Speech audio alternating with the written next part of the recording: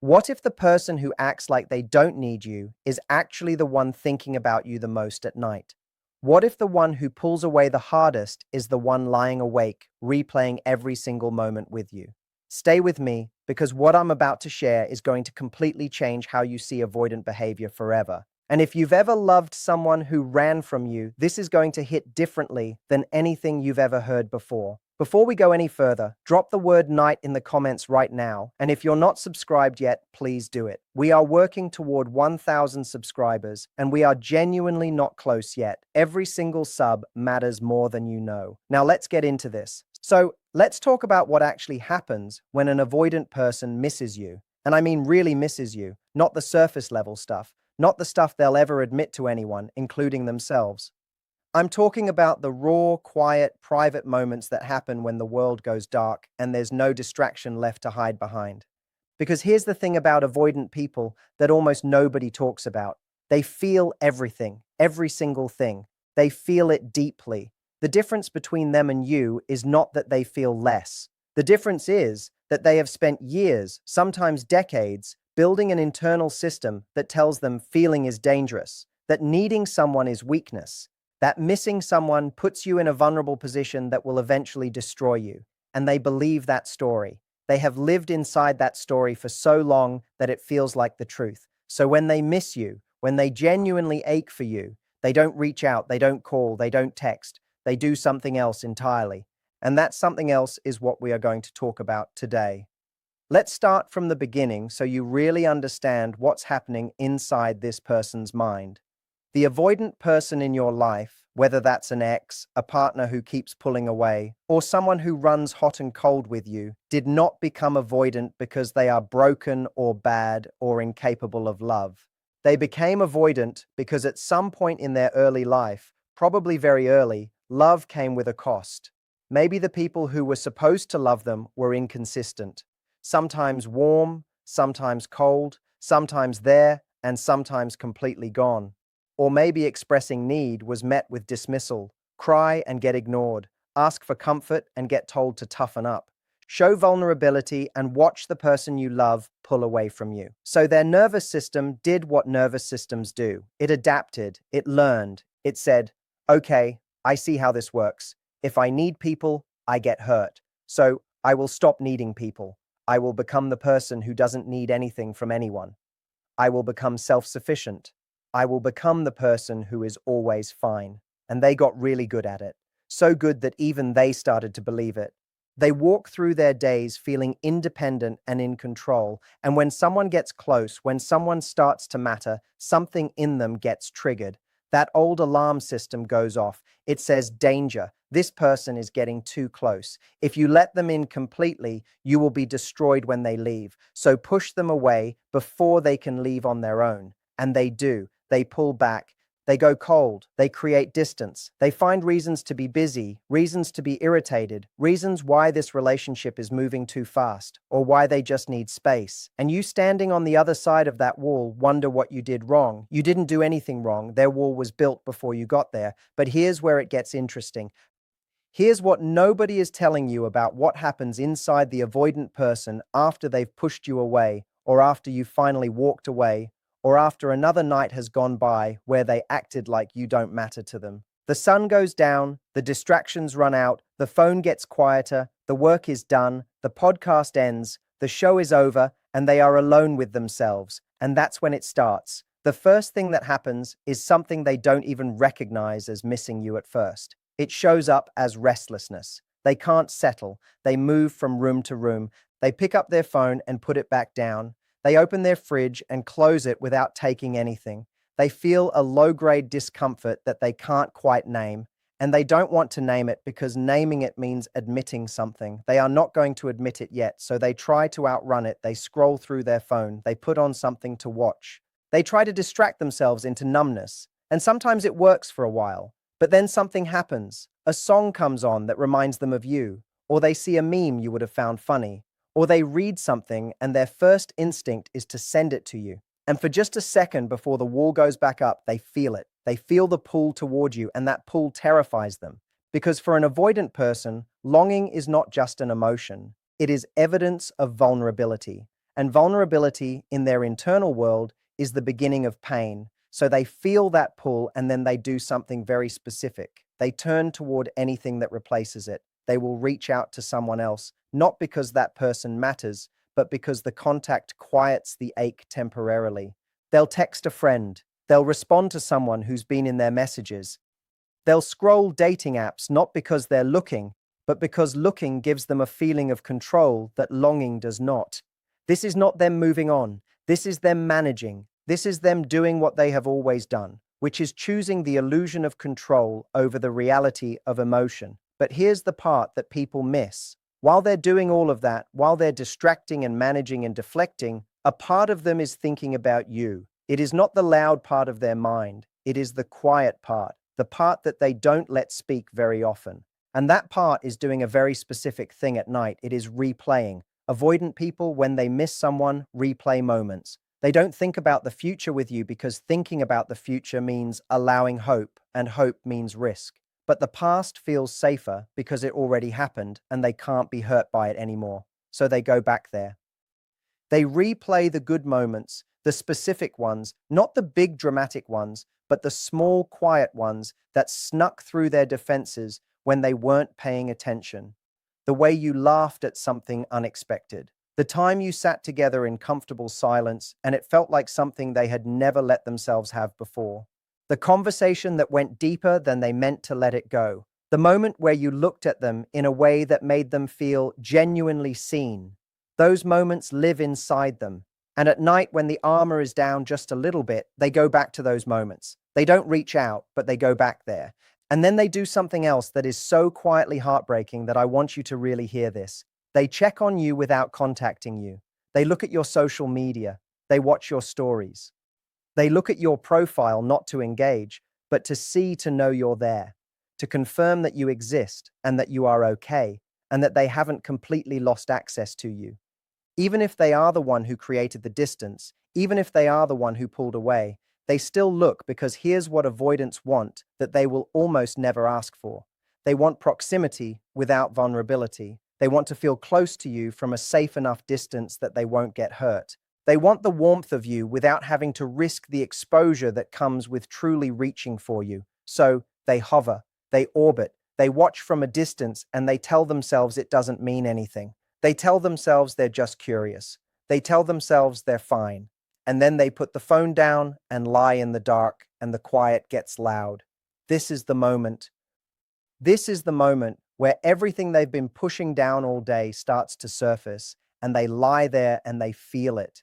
This mix of longing and fear and anger and grief, and the anger is actually important to understand. The anger is often directed at themselves, not at you, at themselves, because on some level they know what they did. They know they pulled away from something real. They know that the distance they created was protection, not wisdom. And there is a version of them lying there in the dark that hates the part of themselves that can't let people in. But hating that part of themselves doesn't change it overnight. And so they lie there in this complicated storm of feelings. And they don't reach out because reaching out feels like losing. And they don't know how to be in a relationship without keeping a part of themselves protected. And so they just stay in the storm alone, which is, when you think about it, the most avoidant thing of all. Staying alone in pain rather than risking connection. Choosing the familiar hurt over the unfamiliar risk. That is the loop they live in. And they have been living in it long before you came along. Now, I want to talk to you directly for a moment, because if you are watching this, there is a real person in your life who does this. And you have probably spent so much time trying to figure out how to reach them, how to say the right thing, how to make them feel safe enough to let you in. And I understand that impulse completely. When we love someone, we want to be the one who finally breaks through. We want to be the exception. We want to prove that love can be enough. And I need to be honest with you about something, because I think you deserve honesty more than you deserve comfort right now. You cannot love someone out of avoidance. You cannot be consistent enough or patient enough or understanding enough to heal their attachment wounds for them. That is not how healing works. Their avoidance is not a test that you pass by trying harder. It is a deep pattern that lives inside their nervous system, and it can only change when they choose to look at it and do the work to change it themselves. What you can do is understand what's actually happening so that you stop personalizing it. Because here is the most important thing I'm going to say today. Their avoidance is not a reflection of your worth. It is a reflection of their wound. When they pull away, it does not mean you are not enough. When they go cold, it does not mean what you had wasn't real. When they can't reach out, even though they're lying awake missing you, it does not mean they don't care. It means they are trapped. Trapped inside a pattern that was built to protect them and that is now isolating them in the loneliest way imaginable. They are in a prison of their own construction, and they have convinced themselves the prison is safety. And here is the devastating irony. The people who need connection the most are often the ones least able to ask for it. Avoidants are not cold people. They are people who had to become cold in order to survive something. And that survival strategy is still running even when the original threat is long gone. So they lie awake, missing you, and they don't text, and they scroll your profile, and they replay the good moments, and they feel the pull, and then they suppress the pull, and then they feel guilty for suppressing it, and then the morning comes, and they put the armor back on, and they move through their day as if none of it happened, and the cycle continues. Now, let's talk about something really practical, because understanding all of this is one thing, but what do you actually do with it? If you are currently in a relationship with someone avoidant and you're watching this trying to understand them, the first thing I want you to understand is that pressure almost never works with an avoidant person. The more you pursue, the more they pull back. This is not because they don't care. It is because pursuit triggers their alarm system. When someone comes toward them too fast or too intensely, their nervous system reads it as threat even when it isn't. Even when you are doing everything right, even when you are the safest, most loving, most understanding person in the world, the approach itself can trigger the retreat. This does not mean you should play games. This does not mean you should manufacture distance to manipulate them into coming closer. What it means is that you need to genuinely develop a life that doesn't orbit entirely around them. You need to have things that matter to you outside of this relationship. Passions, friendships, goals, a sense of self that exists independently of whether they are warm or cold toward you on any given day. And this is not strategy, this is survival. Because if you don't have that, you will slowly lose yourself trying to manage someone else's emotional landscape. And that is not love, that is disappearing. The second thing I want you to understand is that an avoidant person responds better to consistency over time than to grand gestures or intense conversations. They don't trust big emotional moments because big emotional moments have historically been followed by loss or disappointment in their experience. What builds trust with an avoidant person is quiet, steady, reliable presence. Being someone who says what they mean and means what they say. Being someone who doesn't suddenly flip or become unpredictable. Being someone whose mood and affection doesn't depend entirely on what the avoidant person does. That kind of stability is deeply attractive to an avoidant. Even if they never tell you that, even if they never thank you for it, even if it seems like it's not landing, it is landing. It's just landing in a place they haven't opened yet. The third thing is about your own emotional expression. Avoidants often shut down in the face of high emotional intensity because their nervous system can't regulate the input. So if you've been having big emotional conversations with them, conversations that escalate quickly, that involve a lot of crying or anger, or ultimately triggering more retreat than opening, this doesn't mean you suppress your emotions. It means you find ways to express them that feel safer for both of you, calmer, more measured. You can be completely honest without being overwhelming. You can say, I miss you, without saying, I need you to fix this right now. You can say, this bothered me, without saying, you always do this, and I don't know if I can keep doing this. The content is the same. The delivery changes everything. Now, if you are on the other side of this, meaning you have stepped back or walked away from an avoidant person, and you're watching this trying to understand what they might be feeling now, I want to speak to that too. Here is what is very likely happening in them right now. The moment you gave them real space, not strategic space, but actual distance where they genuinely felt your absence, something shifted. Because here's the thing about avoidance that seems counterintuitive until you understand the attachment dynamic. They often don't feel the real depth of their feelings until the relationship is actually at risk of being lost. When you were there and available and pursuing, their nervous system was in protection mode. The wall was up, the distance felt manageable. But when you actually stepped back, when you actually became less available, when you stopped being the person who always reached out first, their system recalibrated, and what they started to feel is the absence of something that mattered. That's when the nighttime replaying intensifies. That's when the checking your profile becomes more frequent. That's when the restlessness gets louder, because the thing they were protecting themselves from feeling is now impossible to avoid, and they still might not reach out. That's the brutal truth. Even when the feeling is undeniable, the fear can be louder. The pattern is deeply ingrained.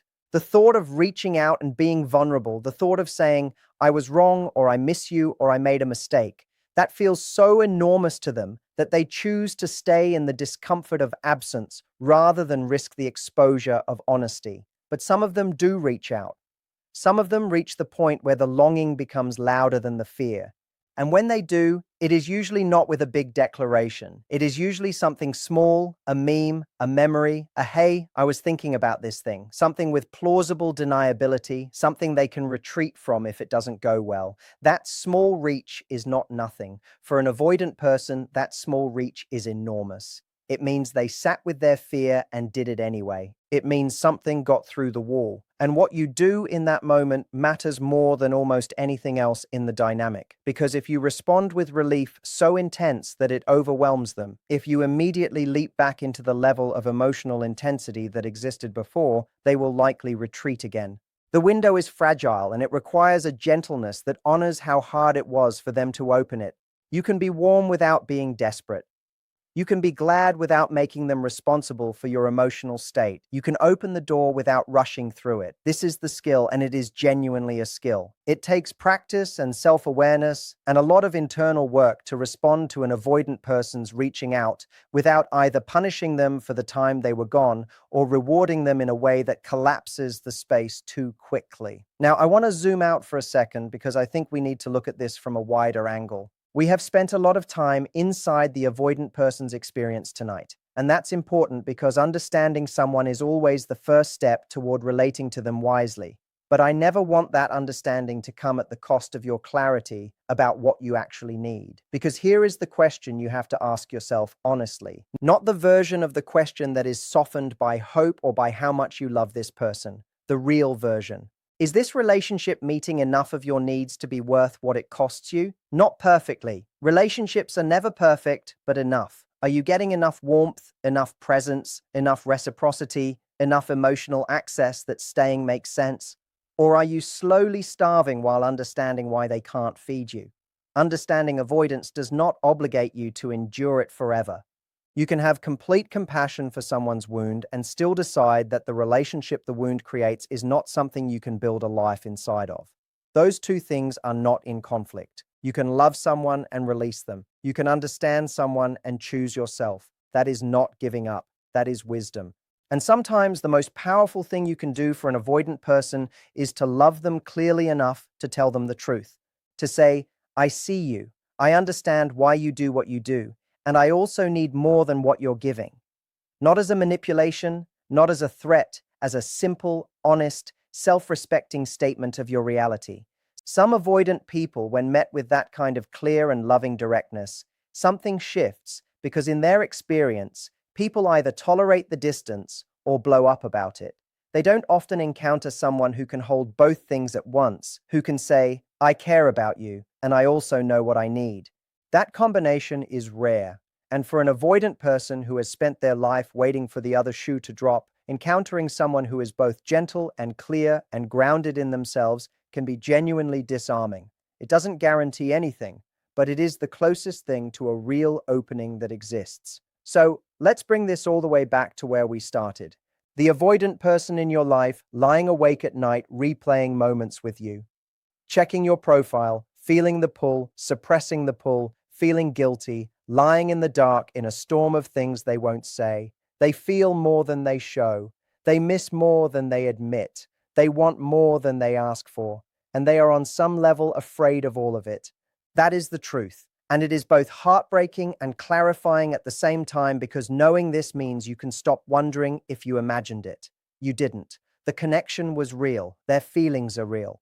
But real feelings and healthy relationship patterns are two different things, and only one of them is enough to build something lasting with. What you do with that knowledge is up to you. But now you have it, and that changes things. If this gave you something today, share it with someone who needs to hear it and leave that word in the comments. You know which one. We are building something here, and every person who shows up is part of that. Subscribe if you haven't yet. We need 1,000 subscribers, and we are genuinely working toward it one video at a time. Thank you for being here. Thank you for listening.